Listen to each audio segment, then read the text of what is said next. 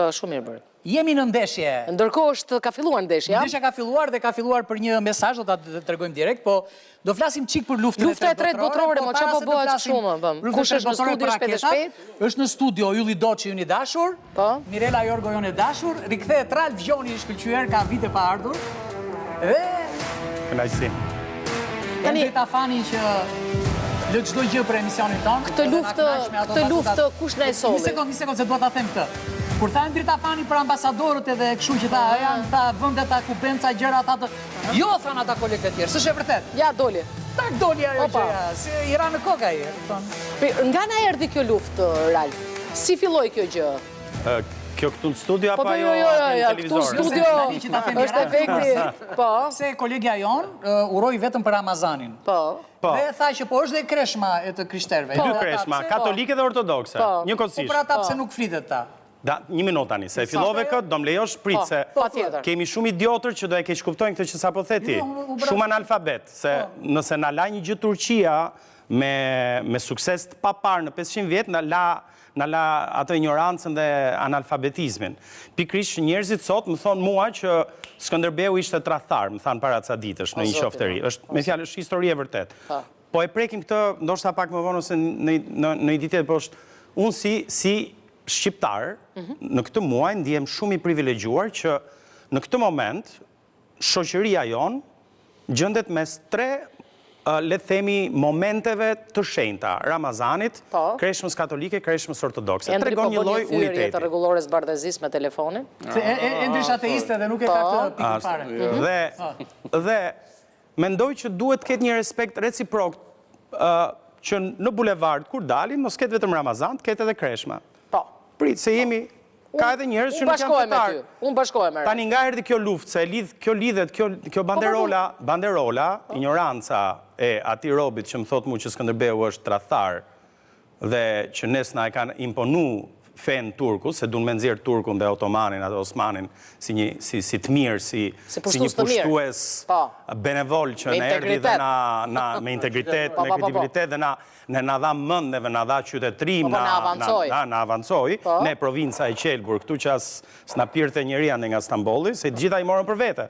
Janë tamam si telenovela turke, vetëm intriga, vetëm pisliqe, vetëm të ndyra, vjera, historia, gruaja, kjo, ajo. E keni vënë re se si në 1912 Shqipëria hap syt dhe gjendet totalisht e infektuar, si një trup i kancerizuar nga 500 vjet otomanizëm. Është e keqja më e madhe, më diabolike që i ka ndodhur këtij territori, kësaj toke, e populluar me ata shtuquajtur Homo Albanicus ose shqiptar. Si që vetë quajnë. Tani, pse është e lidhur kjo me Teheranin? Është e lidhur sepse i njëjti lloj soi poshtërsirash si këta ajatollah talebanët, vishen me petkun fetar, duke përdorur fabulën imagjinare të Zotit. Që s'është ajo që thot Zoti praktikisht, ë? S'ka lidhje fare. Nuk ka lidhje fare. Muhameti, po t'ishte sot këtu gjallë, që ta dëgjojnë gjithë, nuk e di ku e kam kamerën, a kam atje. Ja, aty e ke kamerën. Që ta dini, o shqiptar, o musliman, që ta dini, Muhameti, po t'ishte sot gjallë këtu, do ishte duke pirë kafe me Jezu Krishtin.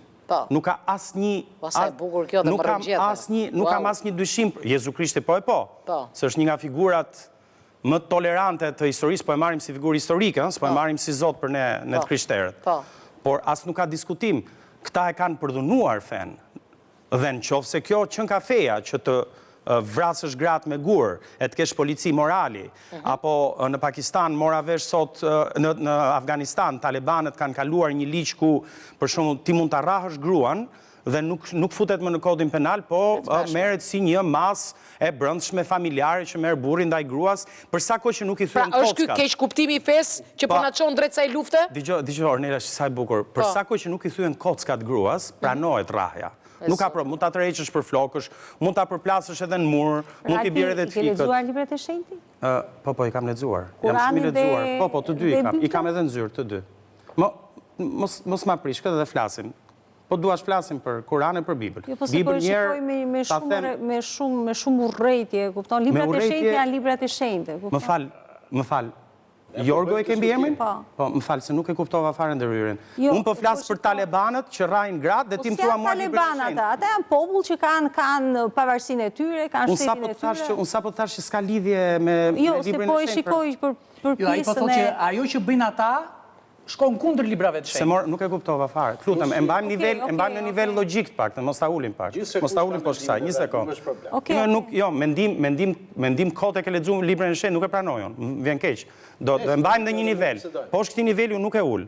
Kështu që hajde mbajmë në një nivel logjik, common sense. Pra, edhe një herë, unë po flas për talebanët, për terroristët, për pisat, për njerëzit që përdunojnë konceptin e besimit. Ti beson në Zot, ku të duash? Beso dhe ke kjo kanoqja po të dush. Shko adhuroj edhe hënën, e kishe shumë të bukur sot. S'kam asnjë lloj problemi, po të duash. Mos beso fare në Zot.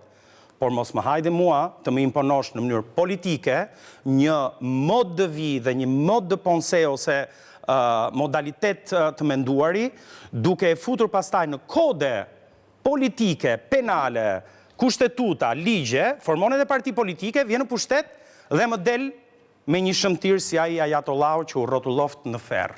Shumë mirë ja bën që e vran, dhe ai ishte një nga njerëzit më të ndyrë që ka parë rruzulli i tokës, sepse ka përdhunuar, ka vrar, ka dhunuar me qindra mira qytetar të pafajshëm të një populli të ndritshëm, të nderuar pers. Kaq kisha për. Tani, kjo luftë që ka nisur në lindjen e mesme, a ka gjasa të shndrohet në një luftë botërore?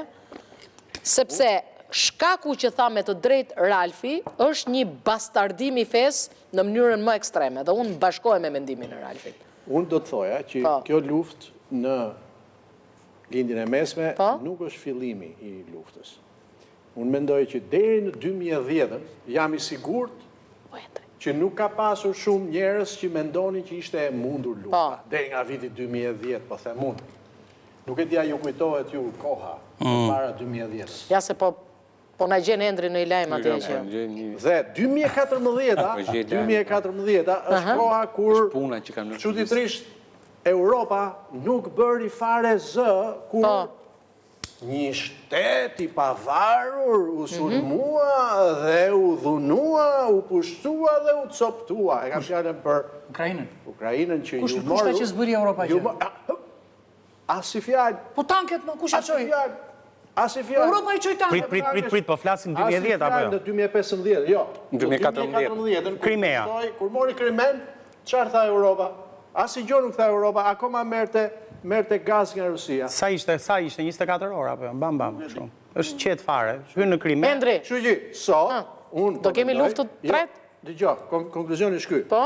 Domethënë, nga 2010, unë po them 2010 kështu si numri plot, që mund të mendojmë kishim një mendim që nuk mund të ketë më luftë në këtë botë të qytetëruar në të cilën po jetojmë ne dhe një botë. Nuk e mendonim për hir të vërtetës, po. Kurse nga 2014 po nuk na bëjnë më përshtypje pushtimet, marrjet, bombat, terrorizmi, lufta, vrasjet, fare.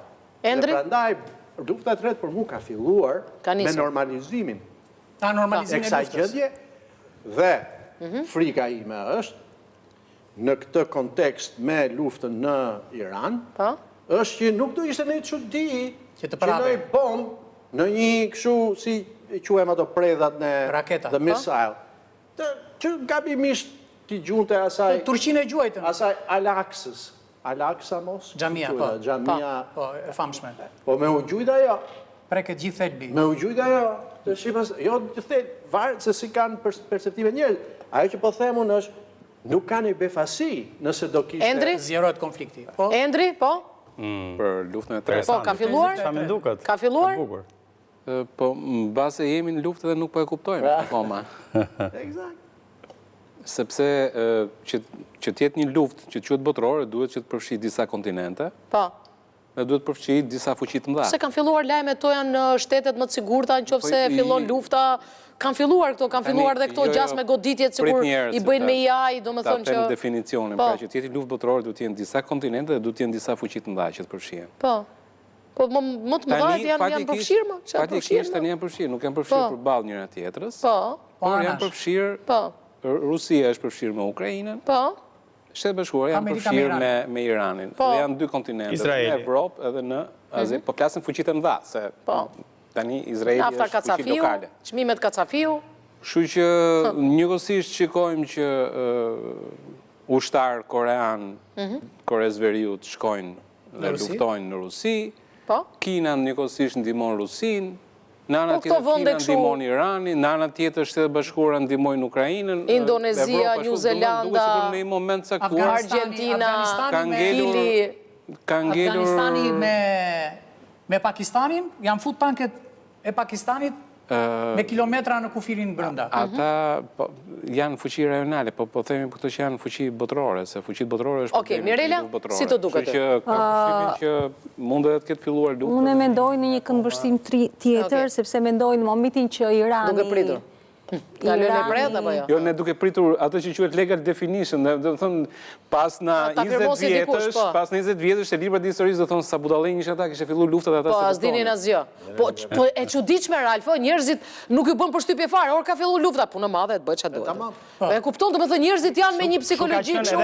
Eksaktësisht, kjo është eksaktësisht përgatitja e terrenit që çfarë do që të ndodhi ne nuk befasohemi më. Fare more. Asnjë siguri. Po edhe lufta, edhe në luftën e dytë, para luftës dytë botërore, kështu filloi, po s'dua t'ja marr zonjës Mirela fjalën. Atëre, në momentin që Irani me regjimin e Khameneit e vendosi islamin si islam politik, sigurisht që Amerika dhe Izraeli u shqetësua për këtë, sepse u krijua një lloj vendi kaq i shenjtë, gati në nivelin e Vatikanit, po për linjën e mesme. Dhe unë e shikoj këtë luftë, jo vetëm për vetëm naftën dhe jo vetëm për pjesën e burimeve që ka Irani dhe pjesën strategjike të asaj ngushtice ku kalon 25% e naftës në gjithë botën, por edhe pjesë e luftës fetare. Fakti që... Është si luftë të shenjtë? Po, është një luftë besime, është luftë fetare. Më thënë, kjo lloj urrejtje për vendet islamike dhe ky lloj islami politik që është në këto vende, sigurisht që Izraeli ka dorën e vet tek Amerika, duke shfrytzuar lider të tillë me shantazhe të tilla siç është dosja Epstein, ku Trumpi në momente të caktuara është i përfshirë në këto dosje, sepse ta mbaroj, pastaj ju dëgjova, më dëgjoni dhe mua, është i përfshirë në këto flet, ose janë gati 3 milion janë studiuar dhe janë zhbër, janë publikuar, janë më tepër se kaq, dhe në momentin që çifti Bill Clinton, Hillary Clinton, po jep një llogari para Kongresit, Trumpi goditi këtë Iranin në mënyrë të tillë që duke anashkaluar gjithë organizma ndërkombëtar, OKB-n, ligje ndërkombëtare, dhe sot ne ndodhemi në një gjendje të tillë. Ne ndodhemi në një gjendje të tillë. Esa Mirelës, ne ndodhemi në një gjendje të tillë që themi a jemi në luftë apo jo. Lufta më e madhe që po bëhet tash është përfshirja e Europës në mënyrë të tillë që Izraeli dhe Amerika të i ketë aleat të fuqishëm në lidhje me... Diçka për historinë, se historinë e kam fiksim dhe kështë. Vendet më të shenjta për Islamin janë Mekka dhe Medina. Po pra sa ma mori. Mekka dhe Medina. Jo, Arabia Saudite, jo ka një... Arabia Saudite, Emiratet e Bashkuara... Kurse për shijat, janë dy vende që janë Irak, në Xhafi dhe Karbala. Do më thënë, nuk është se është vëndi më i shenjtë islamik dhe islami politik dhe islami... Organizimi që ka Irani është gati në... Islami politik në kuptimin e një shteti në cilin sundon sharia, se ky është islami politik, ka qenë ekzistues, ke vendet e Arabisë Saudite, vendet e Egjirit, kanë qenë përpara, ka qenë bile përpara Iranit, i cili kishte një mbret, si punë Shau, deri në 79. Pra, nuk është thjesht kjo ishte... Organizimi ka qenë... Para Shaut... Nërsa Shau ishte ndikim Izraelit i emërimit të Shaut, ati dhe regjimi që vendosi, ndikimi që ka patur Izraelit, dhe Shau ishte një... Po ne si Shqipëria, rrezikojmë? Vetëm para se ti përgjigjem, jam dakord me zonjën Mirela për sa i përket një interesi politik të kampit të Trumpit, për të hequr vëmendjen nga dosja Epstein dhe për të provokuar shpaka shumë skenari i Wag the Dog, ai filmi i famshëm me Robert De Niron. Si mbaron Lejthiza në studio. Besoj e mbani mend që Amerika sulmon Shqipërinë për të shmangur vëmendjen. Wag the Dog. Filmi i famshëm dhe është një lloj skenari. Për sa i përket urrëties për vendet islamike qëndron fare sepse për momentin Teherani Më falë, Ralfi, Okej, jo, mbaroni këto ju edhe flasim. Se ishte Nuk ka po problem. bënte një reklam, një sekond. Bëj reklamën, hajde. Jo, po thoja këtë, se këtë punë se nuk e mora vesh, ngjan edhe si Dërkuc kush ka bërë logon, se edhe Dërkuc edhe Është dem, ore? Edhe si dem, domethënë. Ralfi, të lutem, se është më e rëndësishme ai që po thot Ralfi. Edhe kjo do merret si urrëtie kështu fetare. Jo, nuk e kuptova, po. Ja kam bërë si bukur si gotë, se ke vërsysh edhe se marr vesh. Po, ishte një moment publicitar. Dërkuca Ramazan nuk përmend. Jo. Ralf? Atëherë, pra, ideja është, jo, ideja nuk është, fakti është që Teherani po sulmon më shumë vende muslimane. Po. Pra, Oman, Emirate, Se janë në ndikimin izraelit. Të lutem. Sepse Të lutem. Arabia Saudite, Emiratet e Bashkuara, Kuvajti janë të gjitha në ndikimin izraelit. Kush është marrë me marrëdhënie ndërkombëtare? Dhe po godet bazat ushtarake amerikane. Kush është marrë me marrëdhënie ndërkombëtare, të lutem, shumë kohë para 2010-s, rivaliteti sunit-shia është rivaliteti vërtet në lindjen e mesme, s'ka lidhje fare me Izraelin. Këto janë broçkullat e disa vendeve. Sot Teherani po sulmon vendet arabe. Sepse janë bazat ushtarake amerikane. Të lutem, dhe këta gjitha arab. Se pranon që janë bazat ushtarake amerikane. Po godet bazat ushtarake amerikane. Baza ushtarake ka edhe në Aviano. Edhe në Itali, ka edhe në Gjermani. Po shumë larg aty janë, po flasin për vendet e se këta bëjnë shaka. Shqipëria është e rrezikuar? Dgjoj. Se ti e marr me këtë pjesë edhe. Mund t'ju them që ka disa elementë ushtrisë son që në titull personal janë në alert. Të gjitha ushtrit e NATO-s sot janë në alert. Sepse çdo gjë mund ndodhi. Për shembull, një raket që u nis nga Teherani drejt Ballkanit, dgjoj, rrezja mund të shkojë deri në Angli, e kap Shqipëria është në mes të rrezës së kapacitetit iranian. Irani ka kapacitet shumë fuqishëm, patjetër, pas një lloj problemi. Imagjinoni sikur ajo raketa mos ishte interceptuar nga NATO në Turqi, po të vinte të kalonte deri në Ballkan. Është e mundur. Ne jemi një target. I kemi ndërprerë marrëdhënie diplomatike. Pra kemi zbuar gjithë stafin diplomatik të Iranit. Jemi duke mbajtur një kamp të mujahedinëve, të një të shoqëruara opozite iraniane që nuk është në termat mirë me regjimin e ayatollahëve. Jemi një vend armiqësor, vet Khamenei na ka përmendur me emër gjatë një fjalimi, kështu që jemi vend target. A jemi ne? Në Gjermani ka thënë. Po, Gjermania ka dhënë urdhër, jo urdhër, po domethënë kanë. A jemi asnjë lloj mase nuk janë marrë. Po ne sfidojmë Zotin, mor. O Erion, ti nuk e di. Ne sfidojmë Zotin, ne në momentin e kryqëzimit të Jezu Krishtit para 2000 vjetëve, ne do i thonim, mos e qaj kokën vllazë e rregullojmë, mos ki më rak, fare. Ne kështu jemi mo. O Endri, po pse qesh mo Endri? Ush për qarë mo? Jo, për kështu thonë, për Jezusin qesh. Si qesh? Pse qesh o Endri? Se çka një qetësi ky që ruan Endri? Endri. Se çfarë po mendon? Nuk më duket? Do të bësh një reklam tjetër? Nuk më duket. A ishte e përmendur. Ja, një sekond, do vim mbas Endrit. Nuk të duket çfarë? Jo, nuk më duket që... Jemi të rrezikuar, ë? Jo, nuk më duket që jemi të rrezikuar, përsa i përket kapaciteteve... Njerëzit janë trembur, ama? Nuk thash që do... Më fal. Njerëzit janë... Për ta precizuar, nuk thash që do ndodhi. Thash duhet jemi në alert, më tepër për kujdes. Për kujdes. Po çfarë alerti, ne s'kemi edhe ku futemi tani? Atëherë për... S'kemi ku futemi. Kemi bunker. Ku i kemi? Jo, ne jemi shumë pajisur, plot. Ku? Hajde me mua një gjiro ande nga Vlora, të tregoj unë ca vende. Po flasim për Tiranë. Se bunkartin, pak e ke? Fresku, lartë, bravo. Nuk ka. I madh. Endri është me i qetë. Jo, kapacitetet ushtarake tani, domethënë, nuk janë të tipit tillë që mund të kryejë një veprim tillë, që mund të arrijë një gjë. Janë disa sisteme për të mbrojtur, ke sistemet ato që janë THAAD, bateritë për që kapin në stratosferë, ke sisteme Aegis, Javelinët është për tank. Ke sistemet THAAD, ke sistemet Aegis, ke sistemet SM3, janë shumë sisteme të cilat kapin një gjëra të tilla dhe mbrojtja e NATO-s është me shumë shtresa dhe për më tepër Dhe për më tepër, Irani, pavarësisht se ka tentuar që të bëjë raketa me rezist gjatë, nuk i di, pratikisht deri te 2000 që ai ka mbajtur për momentin. Edhe ne kemi sistema antiraketor. Nuk vjen Po do duani fusim edhe ne një Irani që është katërore. Ideja është këtu. Këtu është përhapur. Një sekond, ma që kamera vëzë, kemi raketa me fasule pllaqi. Ato arrinë edhe për te Iranin. Se ka një kështu, se është përhapur shumë në mediat shqiptare dhe është përhapur më tepër për të bërë panik. Jo, po e thon. Është përhapur për të bërë panik. Dhe po të shikosh në për studio, ka njerëz që bëjnë propagandë për Iranin, ke komendet online, ke këto tjera, siç ka paguar Irani në vende tjera, ka paguar në Shqipëri për të bërë propagandë. Dhe kjo është përhapje paniku. Neni 267 kodit penal thot përhapje paniku, gjop deri 5 vjet. Dhe fakti që ka njerëz që përhapin panik, do më të mirë kjo prokuroria, do më thënë këta që përhapin panikun që ti... Shiko, kjo është çështje paniku, kjo është çështje arsye.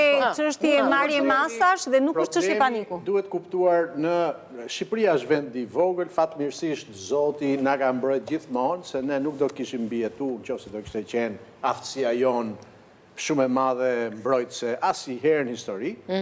Zoti na ka mbrojt, jemi gjallë dhe do jemi deri në fund, se kështu thotë edhe hymni kombëtar që ne nuk e këndojmë.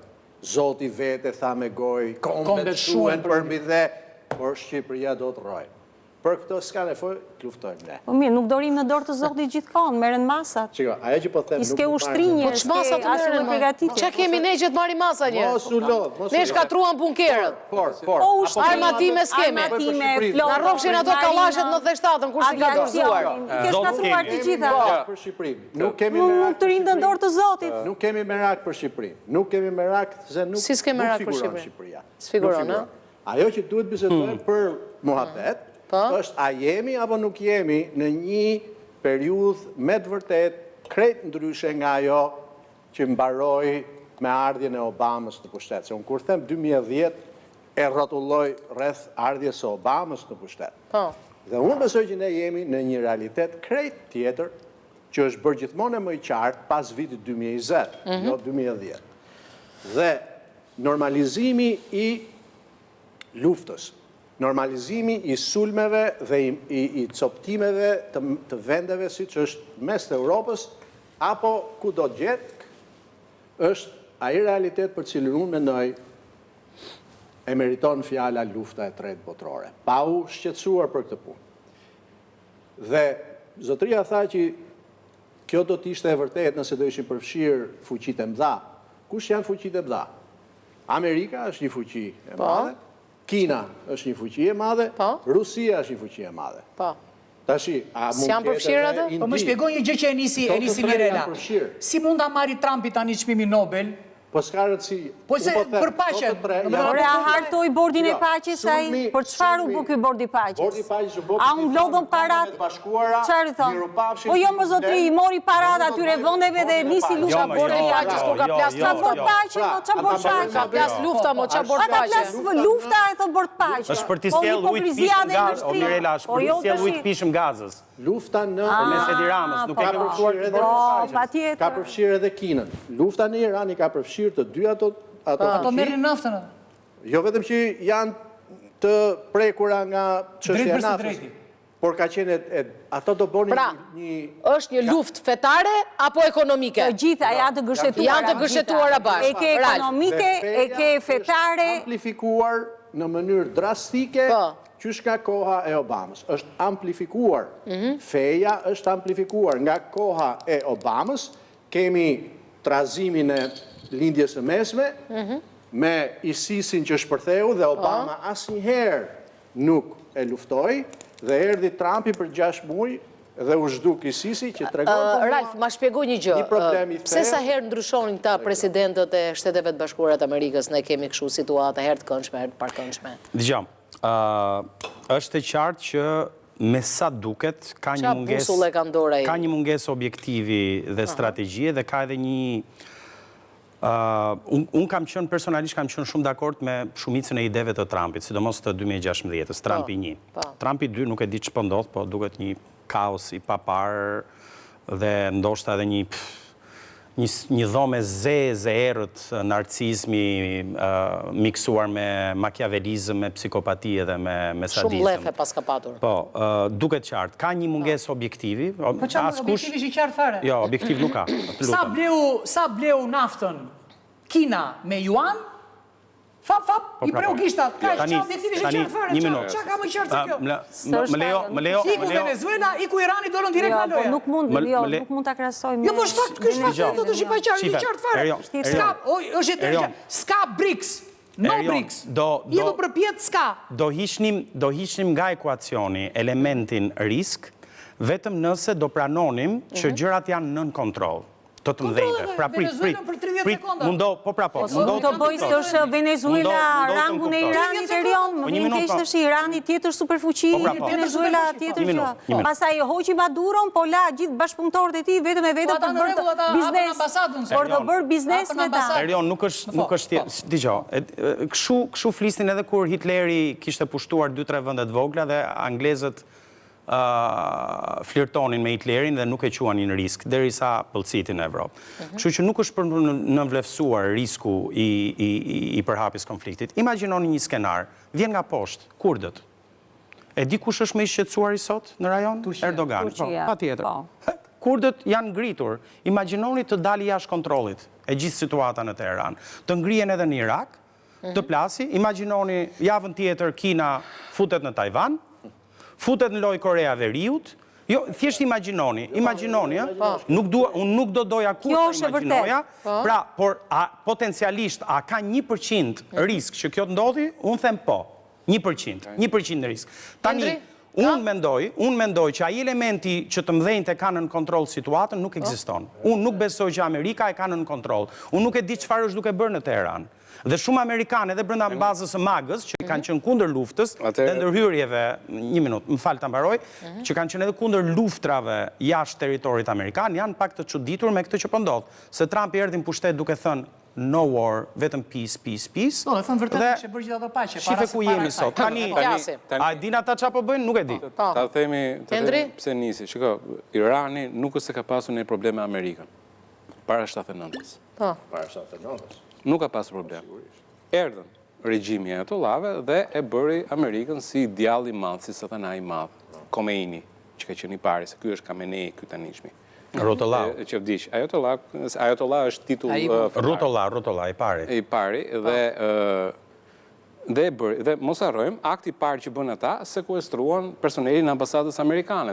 Deri në atë moment ishte kështu, erdhi si papritmas dhe i mbajtën për 424 ditë. Pra, për shkallëzimin e shikon ti si që Thuaj me çfarë mbritin Teheran. Thuaj se duhet ta dinte avionin francez. E dërgoi Franca me Air France ka mbritur në Teheran nga Parisi. Duhet ta themi. Dhe komunistët francezë thoshin sa para do eci Irani me Ajatollah Khomeini, sa para do ecin të drejtat e grave, demokracia, ekonomia që gjitha me Ajatollahun, komunistët francezë. Nuk është aleancë, nuk është e vjetër.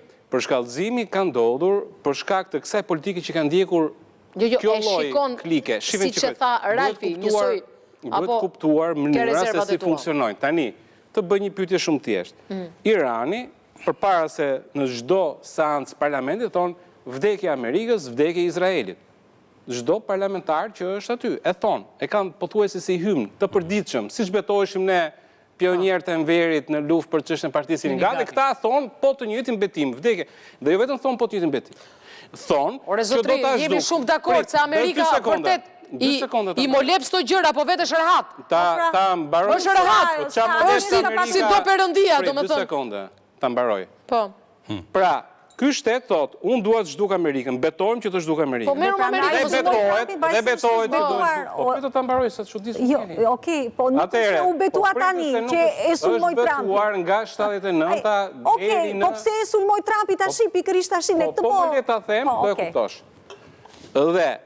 Dhe në këtë moment, pra kur ti betohesh dhe thua, për të shkatruar ty unë do bëj një armë bërthamore. Do bëj dhe raketa të ta sjell deri te shtëpia. Tani, më falni, jeni ju kryeministri i Shqipërisë. Thot Serbia, do zhdukim Shqipërinë. Dhe unë jam duke bërë një armë bërthamore dhe unë jam duke po ndalo burr. O grum, fal. Dhe tani, Shqipëria, pra thot ajo, thot, unë do zhduk Shqipërinë. Kjo e rregulloi. Shqipërinë. Qa do bësh ti, do rish duar kryq? Qa do bëjë Shqipëria? Po, a Nëse ka- Serbia a bën ka- këtë veprim. a u sulmuar Atëherë, Iraku? Ora Amerikës nuk po hyn gjë në këmbë, atë që është pyetjen. Iraku Arsyeja sulmua pse dhe- ndodhi pikërisht tani dhe nuk ndodhi më përpara ishte është munduar të gjendet një zgjidhje diplomatike. Ka qenë sanksionet me Obamën. Dhe Obama bëri marrëveshjen pastaj që, domethënë në këmbim të Dhe të gjitha këto justifikojnë luftën e Trumpit në mënyrë të befasishme? Po së ndërpreva. Po jo pra, do më thënë, ne po e strollojmë, jo, po e gjithë kjo strollim nuk i jep të drejt Trumpit, jo, nuk i jep të drejt Trumpit për dasi Iranin. Se ikon frikën base. Dhe, kur vjen muhabeti, pra, u përpoqen me diplomaci. Dhe Obama ka pasur një marrëveshje, të cilën pastaj Irani e shkeli.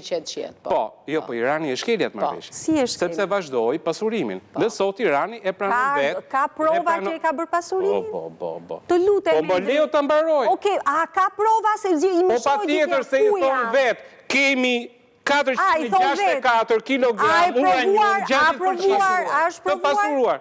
Po e thot vetë ministri jashtëm. Po e thot ministri jashtëm. 100 koka bërtamore ka Izraeli, me thënë drejtë. 100 koka bërtamore ka Izraeli. Dhe Amerikën edhe godit Izraelin. Që është kjo punë? Dhe tani, ministri jashtëm iranian e pranon vetë, kemi sasi uraniumi 464 kg me 60% i pasuruar.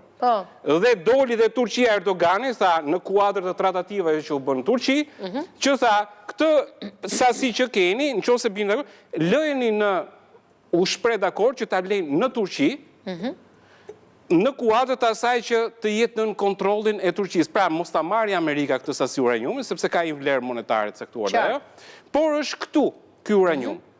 Pra që ekziston ky uranium, janë dakord gjithë, është dakord ministri jashtëm iranian, është dakord Erdogani, është dakord Amerika. Tani pika tjetër kishte të bënte me pjesën që Irani nuk pranonte ndalimin e pasurimit, sepse ka qëllimin ndërtimin e bombës. Dhe vetëm kaq, është programi i raketor. Programi raketor aktualisht për Iranin llogaritet që ka rreth 3000 raketa. Dhe programi tyre që të shkonin në 10.000 raketa. Sepse raketat nga Iran, raketat nga Iran, Palmirela po flet si përfaqësues e Ayatollah. Jo, po flas, jo kam logjikën, flas logjikën. Sepse raketat nga Iran. Kam logjikën, pse duhet patjetër duhet bashkohen. Atëherë merre përgjigjen e pyetjes. Irani ka 3.000 raketa, Turqia nuk ka aq, ka 200-300. Aq ka Izraeli, aq ka Arabia Saudite. Pse Irani ka kaq shumë? Sepse strategjia e Iranit është ajo që po shohim tani. Unë do ndërtoj një arsenal shumë të madh që të krijoj terror. Pra, po mos sulmuar, do krijoj terror te të gjithë pa përjashtim. Absolutisht që po. Dhe kjo është arsyeja pse i bie Burj Khalifa. Burj Khalifa nuk është vend bazë ushtarake Burj Khalifa. Është një vend turistik. Po është vend turistik. Tani, dhe kjo është arsyeja e tij, pra, për të krijuar terror, dhe terrorin ka një strategji shumë thjeshtë. Vendet të cilat janë viktima të goditjes, Kuvaiti, Iraku jo për momentin, është goditur vetëm zona e kurdëve, Kuvaiti, Katari, Omani, Bahreini, Emiratet Arabe, gjitha, duke goditur kaq shumë, bëjmë presion dhe Amerikës dhe i thonë ndalo luftimet. Kjo ishte strategjia e Iranit për të bërë këtë punë. Kishte të drejtë të goditje. Se ishte strategjia që të merreshe direkte me Amerikën. Duke anashkaluar gjithë urrejtjen me Amerikën. Cilat organizme? Pik pyetja. Endri mu përgjigj pak lutem se ta bëra aq çpari këtë pyetje. Se nuk merren me Amerikën. Kur e kanë inatin me Irani direkt me Amerikën. Po, sepse nuk... Po, a ka kryuar këtë arsenal? Strategjia e Iranit nuk është strategji ushtarake, është strategji terrori. Ka diferencë. Ndërsa e Trumpit jo. Dhe rasti i Amerikës është me qerallati, me që për sqaruar dhe drejtën ndërkombëtare. Ka dy gjëra për drejtën ndërkombëtare. Ti mund ta përdorësh dhunën ndaj një shteti. Ti mund ta përdorësh. Tani përprit. Ti mund ta përdorësh dhunën ndaj një shteti vetëm në 2 okazione sipas drejtës ndërkombëtare, ose me rezolut OKB-s, ose në kushtet e vetëmbrojtjes. Edhe ku ishte në kushtet e vetëmbrojtjes pikërisht kur dolën plasën skandalet e EPSI? Po të më lesh fjalinë e tretë do e kuptosh. Dhe argumentimi Amerikani ishte përveç pjesës që kishte të bënte përveç pjesës që kishte të bënte me kërcënimin bërtamor, kishte të bënte me Huthit, me proxy. Huthi merr raketën nga Irani, edhe jetë që janë dhe i godet anijet ushtarake amerikane. Është ndryshe të godasësh anijet tregtare, që është akt piraterie, dhe është ndryshe të godasësh anijet luftarake, është akt lufte. Dhe argumentimi i Shtetit Bashkuar të Amerikës është, je ti që i jep raketat, jo vetëm i jep raketat, po jep dhe koordinatat e anijes. Ania nuk shifet me sy të lirë dhe i nis një raket. Në Yemen, aty ku është Houthi, njerëzit vdesin 7.000 fëmijë në ditë në Auria. Në Yemen. Dhe ai paska arsenal për të goditur me raketa të tjera. Pra, argumentimi i Shtetit Bashkuar të Amerikës është ti përdor proxy, godet mua. Ata që janë të tjerë thot kontrolli e njëjta lojë si me Ukrainën. Mesazhi është ky. Bota nuk është e sigurt më. Amerika nuk është më e vetmja fuqi botërore, sepse kemi hyrë në atë që ata e quajnë nuk është botë multipolare. Por në këtë botë multipolare unë dua polin amerikan, roft Amerika. Mirela, fare me asnjë nga këto mesazhe. Mesazhi im, mesazh për këtë çështje. Për çfarë duash ti? Atëherë, mesazhi im është i uroj 7 marsin gjithë mësuesve dhe pedagogëve dhe uroj që figura e pedagogut dhe mësuesit të jetë një figurë e shenjtë për kombin, sepse është bërë figura e mësuesit dhe pedagogut. Dhe të merren masa sa më shumë për arsimin, të ketë një arsim cilësor, sepse arsimi sa vjen dhe zhbëhet. Kjo është mesazhi. Ralf, mesazh për temën ose jashtë temës, çfarë të duash? Jo, s'ka lidhje. Po, mirë, në rregull. Unë kam kuptuar që vërtetësia që ka sekreti i lirisë personale. Pra që të ndjesh i lirë, duhet kesh këtu apo atje. Duhet jesh i vërtet. Dhe kam vetëm një fjali latinisht që e adhuroj, in vino veritas, pini verë shqiptar. Pini sa më shumë verë, sepse vera do t'ju sjelli gjithnjë e më afër vërtetësisë. Edhe Krishti atëherë mori ujë dhe bëri verë. Kështu që pini verë dhe besoni në Zot, por mbi të gjitha besoni në forcat tuaja. Veproni sikur çdo gjë varet nga ju dhe lutuni sikur çdo gjë varet nga Zoti, por qëndroni larg feve dhe filozofive të terrorit, të feve politike që mbjellin vetëm përçarje, urrëtie ndaj njëri tjetrit. Pini verë, besoni në Zot dhe punoni. Kaq. Dhe pastaj një ditë do të vdesim. Shumë e bukur. Hendri?